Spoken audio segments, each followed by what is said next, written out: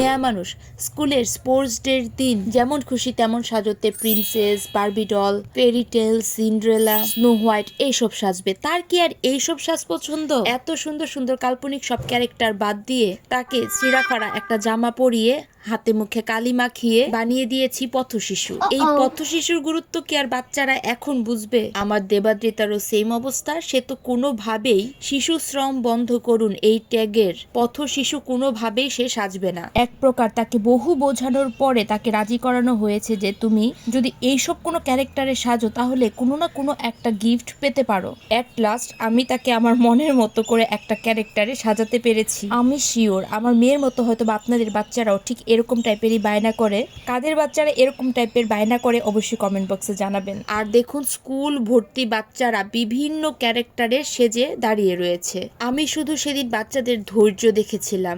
প্রতিটা বাচ্চায় এত আনন্দের সহিত ধৈর্যের সহিত প্রতিটা বাচ্চা স্কুলের ফাংশন শেষ হওয়া পর্যন্ত স্কুলে রয়ে গিয়েছিল। দেবাদ্রিতার মতো তিয়াশাও পথ শিশু সেজেছিল, তার সাথে ছিল চানাচুরওয়ালা, টিচার, ডক্টর, পুলিশ, আরো নানা ধরনের ক্যারেক্টার। পুরোটা মাঠ ভর্তি বাচ্চারা দাঁড়িয়ে রয়েছে, তার সাথে সাথে মায়েরা, টিচাররা। খুব সুন্দর একটা পরিবেশ ছিল। চলুন আপনাদের সাথে শেয়ার করি আমার দেবাদ্রিতার ক্যারেক্টারটা কেমন ছিল। বেশিরভাগ পথ শিশুরা আসলে শিশু শ্রমের সাথে জড়িত, তাই শিশু শ্রম বন্ধ করুন, বাচ্চাদেরকে পড়াশোনা করতে দিন, তাদের এই শিশু শ্রম জীবনটা থেকে মুক্ত করে দিন। এই থিমেই আমার দেবাদ্রিতাকে সাজানো হয়েছিল।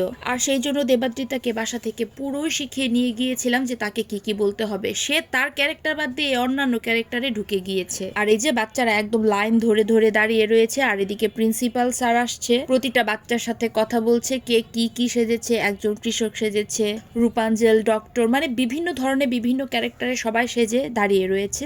আর প্রিন্সিপাল স্যার এসে সবার সাথে জিজ্ঞাসা করছিল যে কারা কি সেজেছ। চলুন আমার দেবাদ্রিতার উল্টাপাল্টা পারফরমেন্স আপনাদের সাথে শেয়ার করি। বলো বলো পড়াশোনা করতে চাই।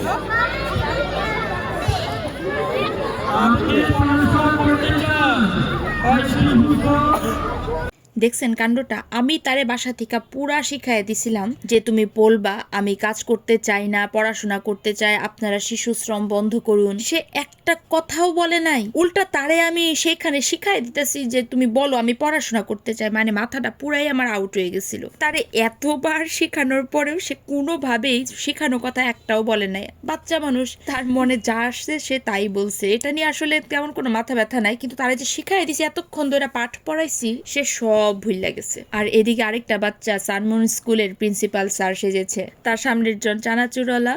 আর এই যে দেখেন তার কাহিনী, সে তো বলতে পারে না কোনো কিছুই, বসে বসে ইট ভাঙতেছে, আর তার সাথে জন আবার ইট আগায় দিতেছে, নাও তুমি এলা পথ শিশু সাজো। এই কাজগুলা যদি একটু প্রিন্সিপাল স্যারের সামনে করতে পারতো তাহলে নিশ্চিত একটা পুরস্কার নিয়ে আসতে পারতো। এইদিকে দেবাদ্রিতার আরো এক ফ্রেন্ড খালেদা জিয়া সেজেছে। ভাই বাচ্চাটাকে দেখতে এত কিউট লাগছিল। আবার প্রয়াত খালেদা জিয়া ডায়লগ গুলোও সে বলছিল, মানে এক কথায় খুবই ভালো বলেছিল সে প্রিন্সিপাল স্যারের সামনেও। আর এই যে এদিকে পথ শিশু আর খালেদা জিয়া দুজনে গল্প করছে, আর তার সাথে আরেক বান্ধবী ইট ভাঙছে।